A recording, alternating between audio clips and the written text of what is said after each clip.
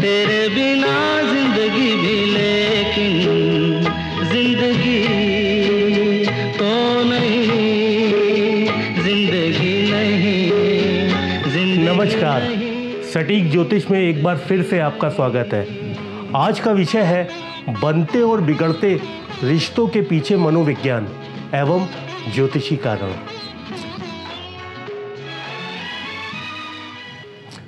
मनुष्य एक सामाजिक प्राणी है, अतः रिश्तों में ही जीता है।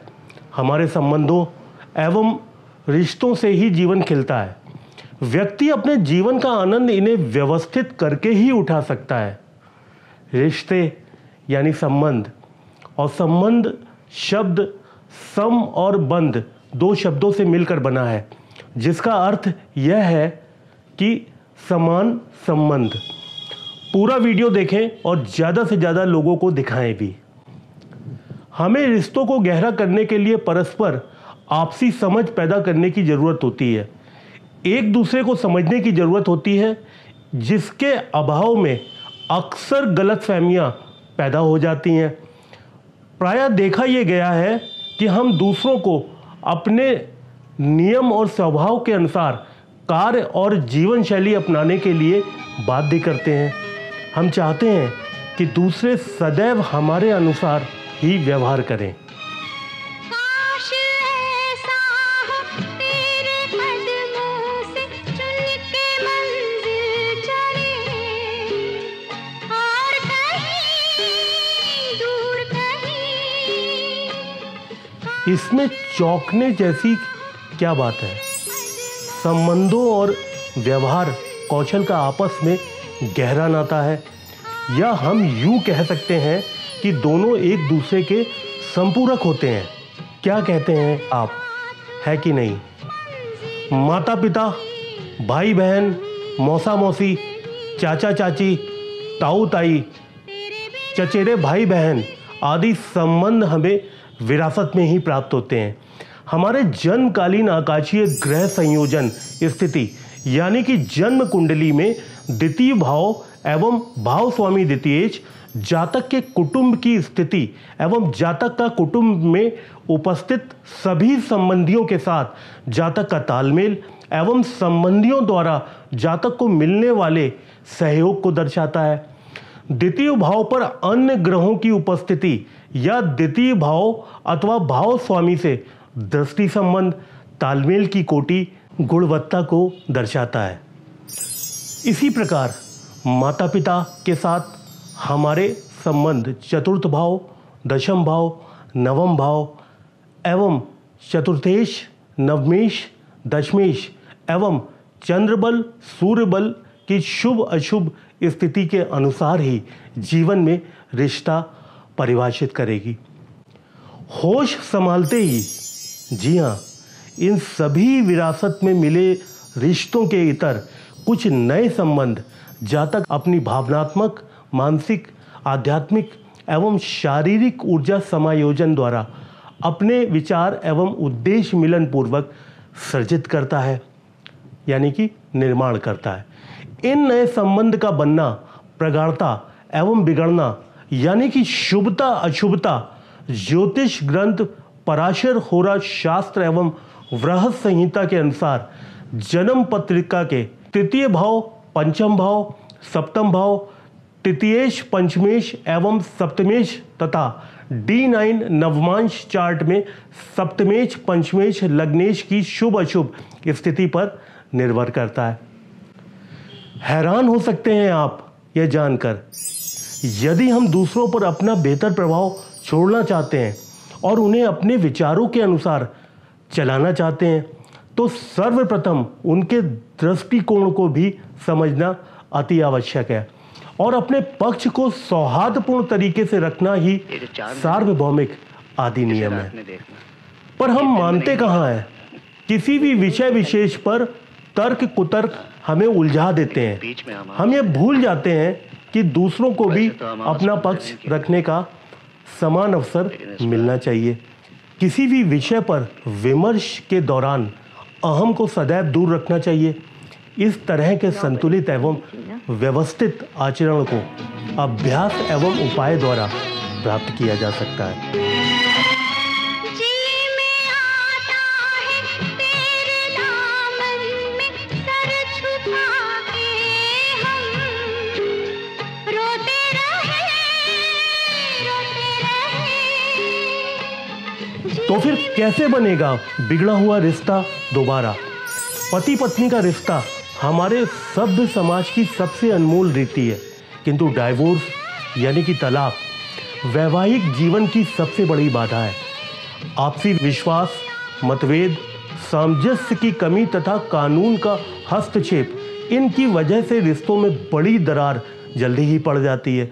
हिंदू धर्म में विवाह से पूर्व वर वधू की जन्म कुंडली मिलान किया जाता है, जिससे कि शरीर, मन, आत्मा का आपसी सामंजस्य बना रहे और वैवाहिक जीवन अच्छा रहे।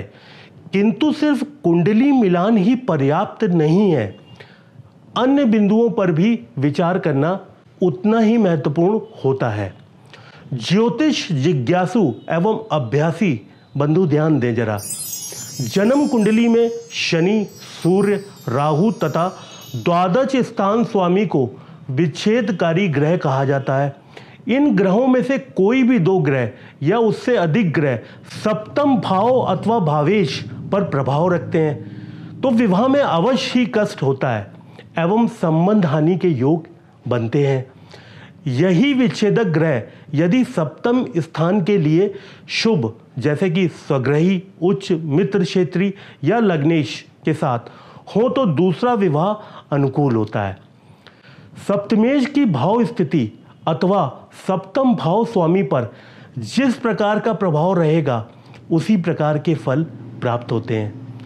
सप्तमेश यदि छठे और 12वें स्थान में दुष्ट प्रभाव में हो तो यह स्थिति तलाक की बनती है। सप्तमेश यदि शनि व सूर्य के साथ पहले, दूसरे, छठे, 7वें, 12वें स्थान पर हो तो तलाक व कानूनी विरोध उत्पन्न होता है। दैवज्ञ वराहमिहिर रचित वृहद संहिता सूत्र के अनुसार सप्तम भाव का कारक एवं नवांश कुंडली में समाहित होते हैं कई राज। स्त्रियों की जन्म कुंडली में गुरु तथा पुरुषों के लिए शुक्र सप्तम स्थान का कारक होता है। कारक ग्रह यदि सप्तम या द्वादश स्थान में स्थित हो तथा एक भी विच्छेदकारी ग्रह का इन पर प्रभाव हो तो विवाह विच्छेद हो जाता है। इसी प्रकार नवांश लगन में द्वादश स्थान का मालिक बैठा हो तथा लग्नेश विच्छेदक ग्रहों के संग हो तो विवाह में अति शीघ्र अलगाव स्थिति बन जाती है। बहरहाल शुभ अशुभ, भाग्य दुर्भाग्य द्वारा उत्पन्न विचारों द्वारा रिश्तों को बनाने और बिगाड़ने का कर्म हम ही तो करते हैं।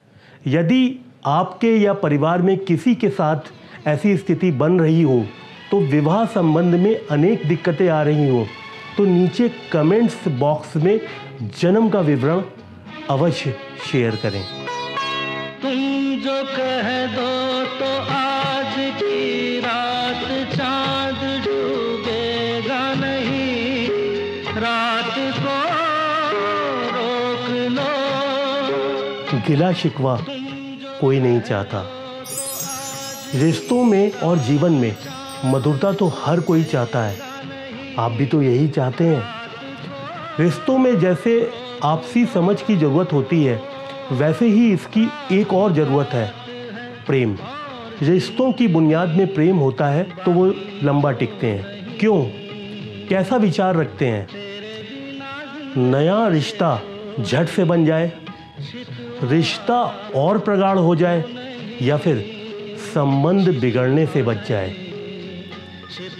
जी हाँ, रिश्तों की व्यवस्था संतुलन प्राप्ति हेतु कुछ ग्रह दोष निवारण उपाय हैं जो किए जा सकते हैं, जैसे कि सप्तमेश के लिए दान, शांति व पूजा, लग्नेश एवं पंचमेश की शुभ अशुभ, लगन एवं नवमांश कुंडली में स्थिति विचार कर रत्न धारण या व्रत या बीज मंत्र हवन या श्रोत पाठ या कवच पाठ, पर्यावरण सामंजस्य घट विवाह उपाय, द्वादश ग्रह हेतु शास्त्र वर्णित शांति उपाय, विच्छेदक ग्रह हेतु शत चंडी का पाठ। और हाँ, मित्र, दगाबाज मित्र, पड़ोसी, पिता की मृत्यु के उपरांत कुटुंब संबंधियों में आपस संबंध स्थितियों में बदलाव, प्रियतम एवं व्यापार संबंध स्थिति का आकलन हेतु पत्रिका में इन भावों के अलावा लग्नेश, मंगल एवं शुक्र ग्रह की शुभता पर भी विचार करा जाता है। संबंधों की अशुभता की स्थिति में ग्रह दोष को विचार कर उपाय करने से ये रिश्तों में बनी दरार को फिर से भरा जा सकता है। ओम नमः शिवाय। ओम नमः शिवाय।